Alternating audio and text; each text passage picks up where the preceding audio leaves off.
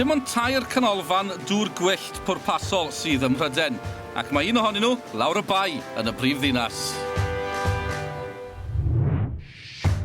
A'r ganolfan wych yma oedd y lleoliad ar gyfer cystadleuaeth canŵio slalom o safon. 5 rownd yr Hornbill Cardiff Bay Premier. Roedd clybiau ac unigolion o bob cwr o Bryden yn cystadlu ac yn ei plith 4 clwb o Gymru. Y Llandysul Paddlers, Seren Dŵr o Gaerdydd, Clwb Canŵio Bala a Clwb Canŵio'r Wyddgrug hefyd. Yr adrenalin ydych chi'n cael allan ohono fo, y dŵr gwyn, trio wneud eich gorau bob tro. Enw fi di Caroli, dwi'n 20 oed, dwi'n yma efo Clwb Canŵio Bala. Heddiw fydd yn cystadlu yn y K1 Women, sef y prif categori i'r merched. Dwi'n gobeithio cyrraedd y Super Finals a dod yn y 10 uchaf. Mae'r afon wastad yn newid. Y dŵr gallu bod yn uchel, yn isel. Mae rhaid chi gweithio'n galed i fod y gorau. Steffan Walker, 23 mlwydd oed, dŵad o Aberaeron efo Clwb Llandysul Paddlers. Dwi wedi cynrychioli Cymru, Prydain. Dwi wedi bod draws i Australia i Brasil i cynrychioli Prydain yn y pencampwriaeth y byd. Cymyrus i geia bant blwyddyn yma i ymlacio a mwynhau fi hunan ar ôl haf fysi iawn. Felly heddi dwi'n gobeithio jyst mwynhau fi hunan, dod nôl a dod yn y 10 uchaf. My sister, she had spondylolisthesis of the spine, and the only sport she could do without it hurting was kayaking, so it was non-impact. So I initially started to basically keep her company on the water, and they both progressed together through the rankings. And I've just recently placed 5th in the under-23 women's GB selection, so hopefully I should be in the mix of the top 5 here today as well, which would be great.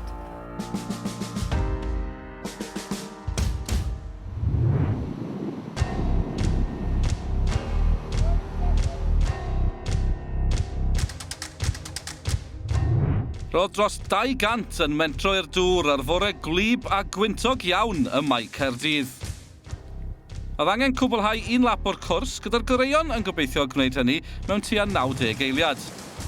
Ar ddiwedd y rownd gyntaf, bydde 20 o'r dynion a 15 o'r merched yn sicrhau eu lle yn y rownd derfynol.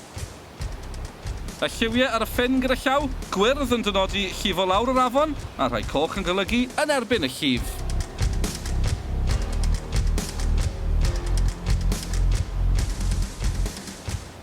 Yn dilyn seibiant o gystadlu ac ymarfer, roedd Steffan Walker o Glwb Llandysul Paddlers yn gobeithio cyrraedd y 10 uchaf, ac roedd pethau'n edrych yn addawol iawn wrth iddo gipio'r 7fed safle yn y rownd gyntaf, a dim problem o ran cyrraedd y rownd derfynol.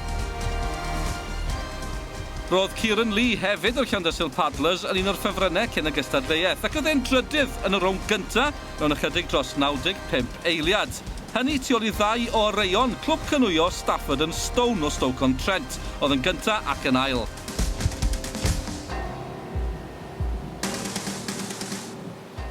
Ychydig dros 120 o eiliadau gymrodd hi i Cara Lee o'r Bala gwblhau y lap, ond gan ei bod wedi chosbi am 6 trosedd, roedd 6 eiliad yn cael ei hychwanegu i'w hamser.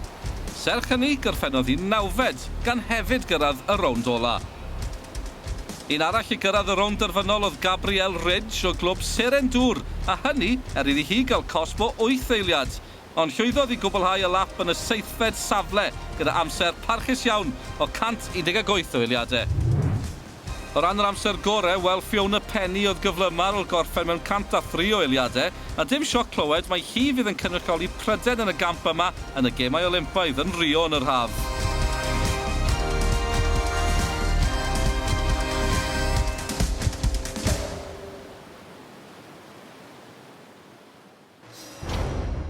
Roedd yna griw cryf o Gymru yn y rownd derfynol felly, a pawb yn barod i ymladd am y wobr fawr.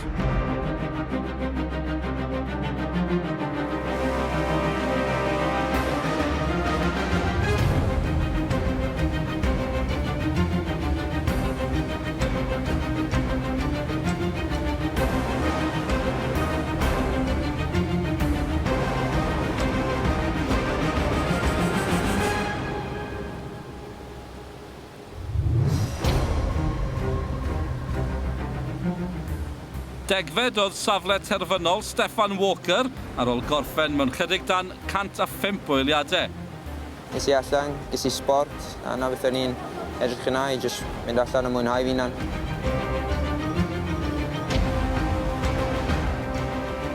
Nid dall y gellir gwell oedd ymateb Kieran Lee iddo orffen yn drydydd mewn 97.58 eiliad. I've been working on cutting the lines in training and I achieved that on most of the course. Just made a little mistake at the bottom that cost me slightly higher up the places, but happy overall.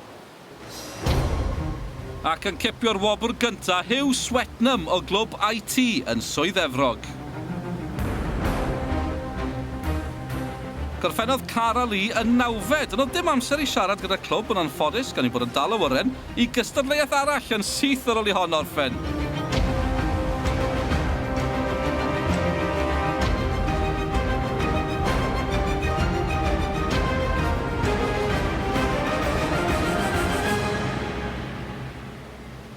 A dim amheuaeth o ran canlyniad gorau'r dydd o ran y Cymru, Gabi Ridge yn cipio'r ail safle. Worst thing is when you sat at the start line shaking my nerves. Decided to be really deliberate and just deliver, and that's what I did. Pretty happy with that. Iddi wneud yn dda i dal 7 eiliad tu ôl y ferch fydd ar y cei yn Rio, Fiona Penny. Pretty pleased with the final run. For me, I'm just thinking about what I can do now in the Olympics, and certainly the opportunity is just something to be grabbed with two hands.